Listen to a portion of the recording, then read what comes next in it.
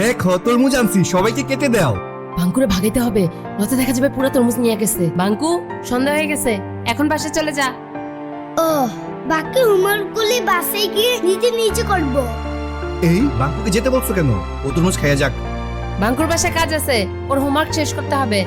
আমারে মদন পাইছো, ওর ইচ্ছা করে ভাগাইতেছ। এই বাঙ্কু বাসায় পরে যাইস, আয় সবাই মিলে একসাথে তরমুজ খাবো। টাটকা তরমুজ। ওরে বাবা, অনেক লাল। আমি নিশ্চিত অর্ধেকটা তরমুজ বাঙ্কুর পেটে যাবে। এই লোকটা নিয়ে আর পারলাম না। মহিলার কাজ আমাকে করতে হচ্ছে। বাঙ্কুর জ্বালা দিতে হয়ে গেছি, ওরে প্ল্যান করে ভাগাইতে হবে। জিকু, এটা তোর। বাঙ্কু নে। Thank you. এই নেও, এটা তোমার। কি রে, খাস না কেন?